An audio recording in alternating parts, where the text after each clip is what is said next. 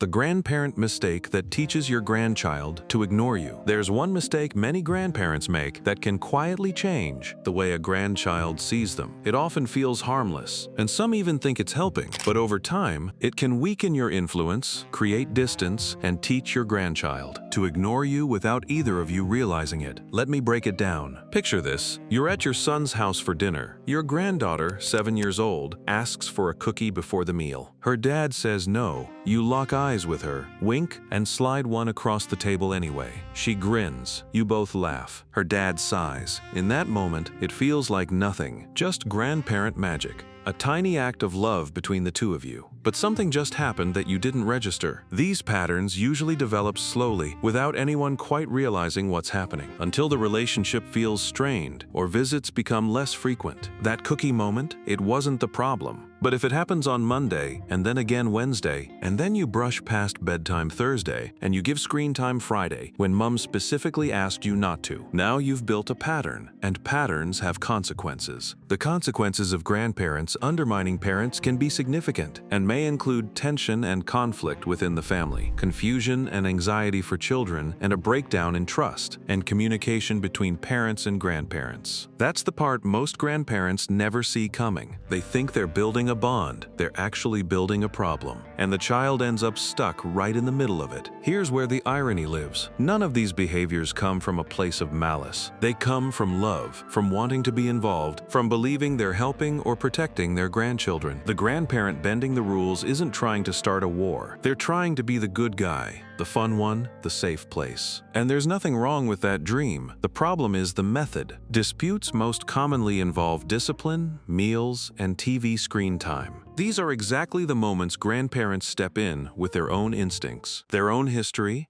and override what the parents put in place. And the more they do it, the more the parents notice. The more the parents notice, the less access grandparents get.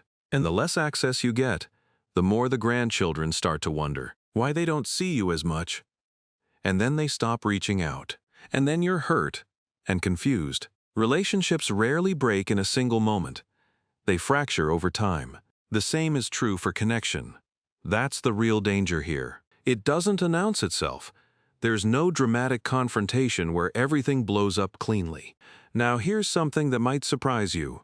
When grandparents spoil their grandchildren, they're often having an unconscious conversation with their adult children. Every extra cookie, every bent rule, every yes where there used to be a no, is almost like an apology. They're not consciously trying to undermine anyone. Many grandparents look back and wish they'd been less strict, more present, more playful. Spoiling grandkids becomes a sort of do-over, a chance to be the parent they wish they could have been. That emotional undercurrent is real. It's deeply human. But when it plays out in front of the children, it does damage, even when the love behind it is genuine. Children pick up on inconsistency. When the rules change depending on who's in charge, it becomes harder for them to understand expectations and develop self-regulation. So the child isn't just getting an extra cookie, they're getting a lesson. A lesson that says some adults' rules can be overridden when another adult decides they should be. And that lesson doesn't stay in the kitchen, it travels. That one wink across the dinner table. That one slide of a cookie. It looks harmless, but multiply it across months of visits, and you've taught your grandchild something you never intended to teach them. You've taught them that the people who love them don't agree on the rules. And when people don't agree on the rules, kids learn to play the angles. And once they're playing angles instead of connecting, you've already started losing them. So you know the drift happens slowly. But now let's get specific about one of the most common ways grandparents accelerate it without realizing. And it's a trap that comes entirely from a desire to be more involved, not less. Some grandparents approach their relationship with grandchildren. They've had decades to reflect. They've read the articles, listened to the podcasts, maybe even done the therapy. They genuinely believe they have a better handle on child development now than they did the first time around. Turns toxic the moment it gets deployed as a correction rather than an offering. They try to shape the grandchild's development according to their vision, rather than supporting the parent's approach. This creates friction. because the grandparent is essentially trying to parent rather than grandparent. They're crossing role boundaries in ways that undermine the actual parents. Think about what that looks like from the child's perspective. They've got grandma quietly doing the opposite every time mom and dad aren't looking. Children feel this confusion too. When a grandparent tries to function as a third parent rather than as a grandparent, it muddles the relationship and creates loyalty conflicts. And loyalty conflicts are brutal for kids. They love you, they also love their parents. When they feel like loving you means going against their parents, even in small ways, they start pulling back. Not because they've stopped caring, but because the tension is uncomfortable. And kids, especially young kids, avoid discomfort. Most importantly, grandparents should never criticize the parents in front of the grandchildren, as this undermines their adult child's authority. But this is one of the most common ways. The third parent trap shows itself. A comment under the breath, a look of disapproval when dad says it's bedtime, a quick little remark, "Your mom's being a bit strict today, isn't she?" That feels like solidarity with the grandchild, but actually plants a seed of disrespect. And kids are watching every single one of these moments. Dee Dee Moore, founder of More Than Grand, a resource for grandparents who want to strengthen the bond between generations, discusses one of the biggest mistakes she's seen: grandparents thinking their relationship with grandkids is separate from their relationship with their parents. That right there is the trap in plain English. The relationship with the grandchild and the relationship with the parents are not two separate things. They are one system. Touch one part of it, and the whole thing responds. The quality of the grandparent-parent relationship may be a key mediator between intergenerational parenting styles and children's problem behaviors. In other words, how you treat the parents shapes how the children develop. The two are linked whether you want them to be or not. A grandparent will criticize the mom or dad, maybe question their parenting choices, or ignore their boundaries, but then expect to have this amazing, close relationship with the grandchildren, says Moore. And the expectation isn't crazy. It comes from love, because in their mind, their relationship with their grandchild is pure. Grandparents may undermine parents in various ways, such as disregarding rules or routines set by parents, spoiling or indulging grandchildren, criticizing parenting decisions, or contradicting parents' disciplinary actions. Each one of these seems small in isolation. Altogether, they create a picture, and the parents see that picture clearly even when the grandparent doesn't. And when parents see it clearly enough for long enough, they start limiting access. Quietly at first. Scheduling conflicts, busy weekends, and the grandparent notices the grandchildren less and less, and doesn't always know why. Many grandparents view their role as an indulgent one, where they can enjoy spoiling the grandchildren without the burden of responsibility for discipline. Taken too far, this often undermines the efforts of parents to instill a sense of order, limits, and routine into their children's lives. There's a very real difference between being the fun grandparent and being the third parent who contradicts the household rules. One builds a warm memory, the other builds resentment in the parents who feel undermined, and eventually in the grandchildren who learn the wrong lesson from watching it all unfold. Here's the part that most conversations about this topic completely skip over. Everyone talks about grandparents undermining parents as a family dynamics problem, a tension between adults, a hierarchy issue. But there's another dimension that gets almost no attention, and it may be the most important one. Every single time a grandparent overrides a parent's decision in front of a child, they're not just creating tension in the room, they're teaching the child something. They're delivering a lesson with no words at all, and the lesson the child receives is not the one you intend. The grandparent played hero while the parent played disciplinarian. And because the parent didn't correct it, the child was taught that what the parent says can be ignored. An M&M may not be harmful. The actual candy means nothing. The pattern of behavior attached to it means everything. Because what children learn in these moments isn't about cookies or screen time or bedtime. What they learn is, authority is negotiable. Rules depend on who's watching. And the people who love me don't have a united front. Now here's where it gets complicated, because that same lesson has a second side to it. When a grandparent consistently plays the rule bender, the fun escape, the yes to every no, the child does enjoy it in the short term. They do prefer going to grandma's. They do get excited. But as they get older, something shifts. Research shows that most grandchildren begin to naturally pull away between ages 10 and 17, not because they stop loving you, but because their developmental needs are changing. And here's the problem. If the only bond you've built is I'll give you what your parents won't bond, there's nothing left when that novelty wears off. Teenagers don't need you to sneak them candy. They have their own autonomy. They have their phones, their friends, their social worlds. Grandparenting today can be a daunting experience. Children are very different now compared to when you were raising your own kids. They have social lives, distractions, and even addictions to things like social media and tablets. If all you built during those early years was a transactional bond, I give you treats. You give me affection. You didn't build a relationship. You built a vending machine. And teenagers don't have much use for vending machines. Some grandparents turn every conversation back to their own experiences or needs. When a grandchild shares something exciting, the response is, "That reminds me of when I," followed by a long story. Or they spend the whole visit talking about their health issues without asking the kids about their lives.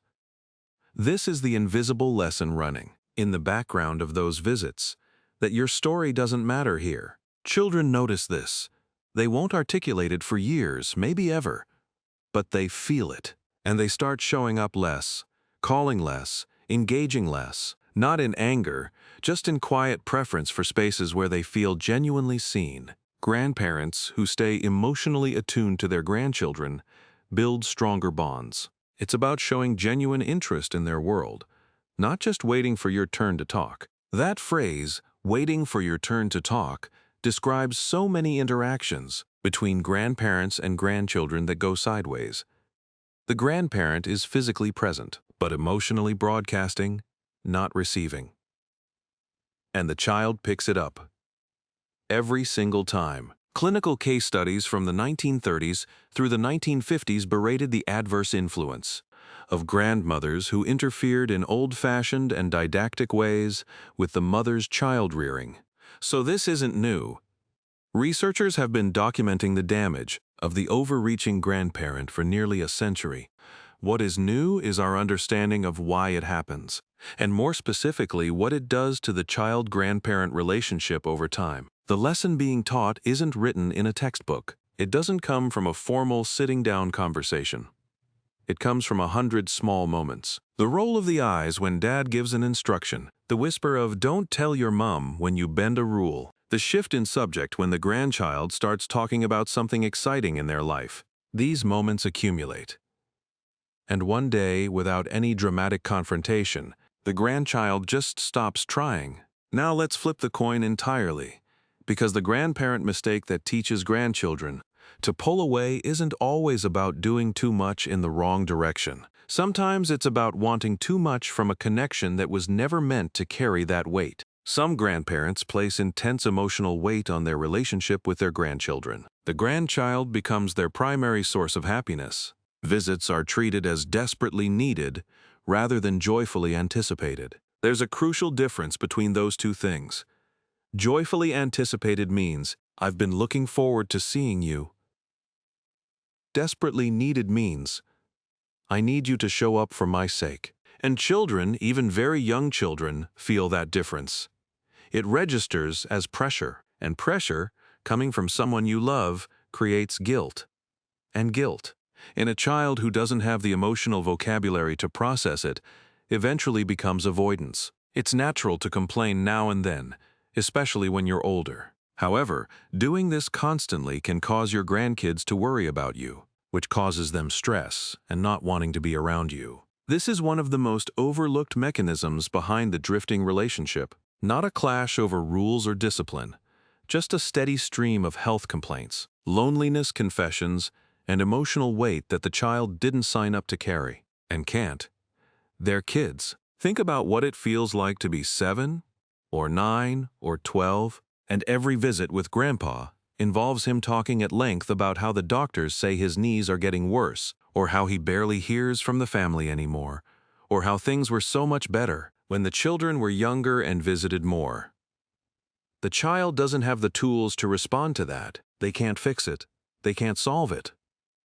All they can do is sit in it, and sitting in that discomfort, visit after visit, teaches them one thing: this place doesn't feel good. Being cut off from a grandchild can be one of the most painful experiences a grandparent faces. At a stage of life when many people are focused on giving back, sharing wisdom, and staying connected to the next generation, losing that relationship can feel devastating. And the tragedy is that the emotional weight the grandparent places on the relationship is usually a direct response to that fear. They can feel the drift happening. They respond by leaning in harder, needing more, expressing their loneliness more openly. And every time they do, they accelerate the very thing they're terrified of. Grandparents who lost contact with their grandchildren experienced a steeper increase in depressive symptoms as they aged compared with other grandparents. This is clinical research, not anecdote. The authors conclude that grandparents who lost contact with their grandchildren experienced a negative impact on their emotional health. The stakes here are genuinely high, not just for the relationship, but for the grandparents' well-being. But here's the thing: the solution to the fear of losing the connection is not to tighten the grip.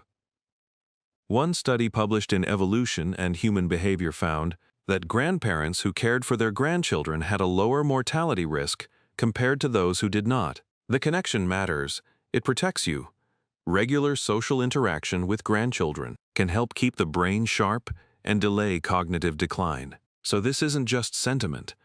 The relationship has real health value, but the approach to building it has to be right. Relationships are a two-way street. Each party must make time for the other.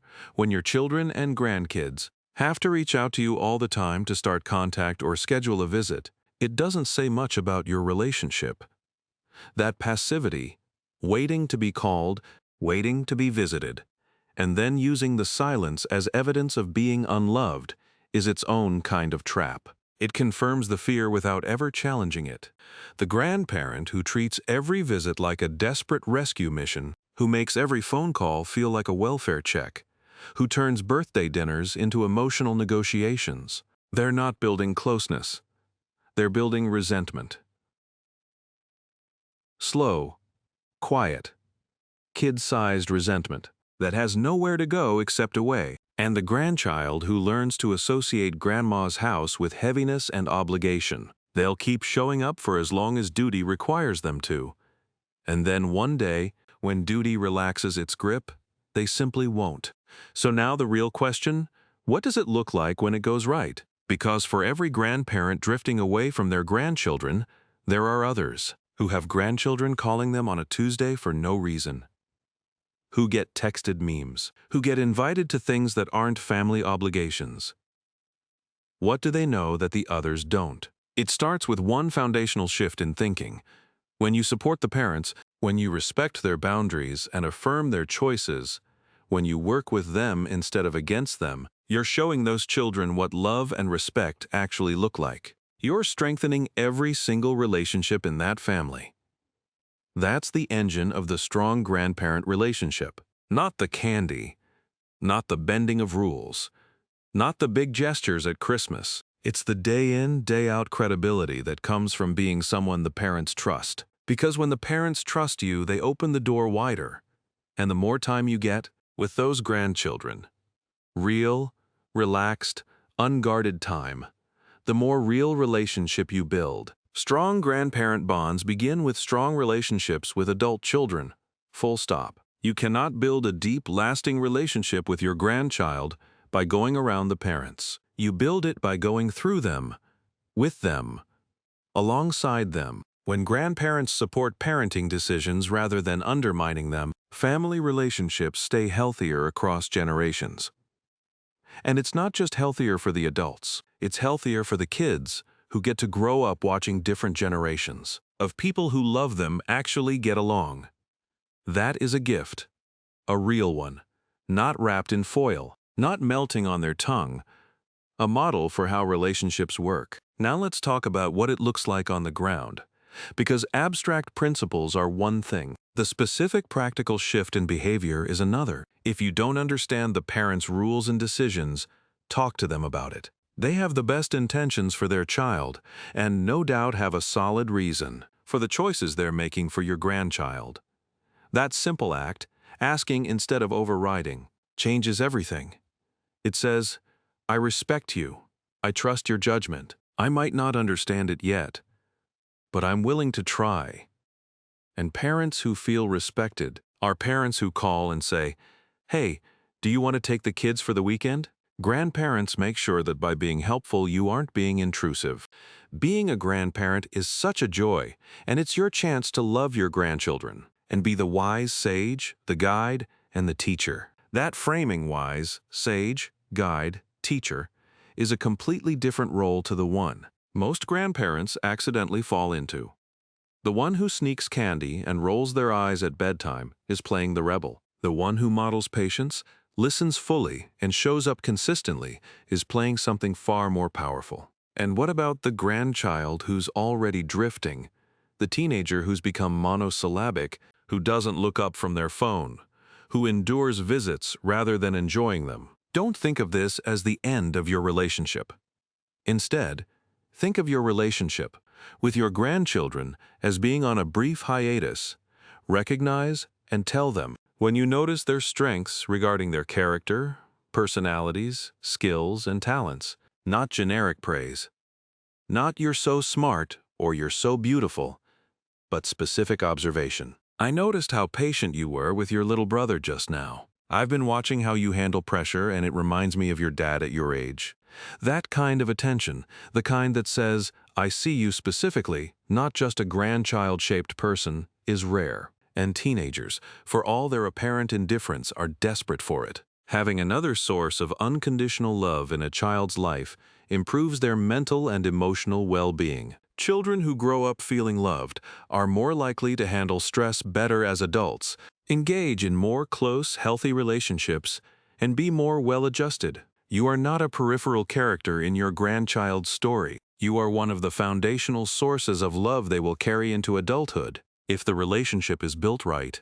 Small, consistent efforts including showing respect, communication, patience, and awareness don't guarantee things will always go smoothly, but they often make it much easier to navigate challenges before they grow into a distance too great to easily bridge. And that's really what all of this comes down to.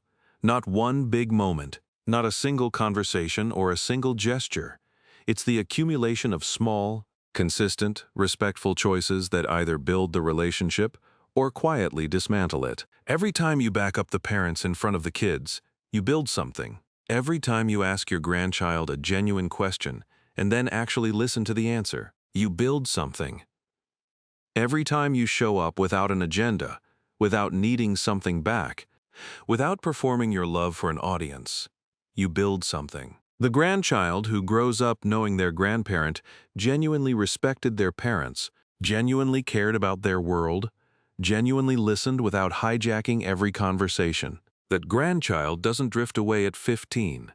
They call, they text, they bring their own kids over one day. And the grandparent who spent years bending rules, needing validation, undermining the household, and treating every visit like a referendum on whether they're loved, they end up waiting by a phone that rings less and less. Not because their grandchild stopped loving them, but because the relationship never had a real foundation under it. The mistake isn't dramatic. It doesn't announce itself. It's just a wink across a dinner table, a cookie slid when no one's watching, a small comment about how mom is being too strict today, and then another one, and another, until one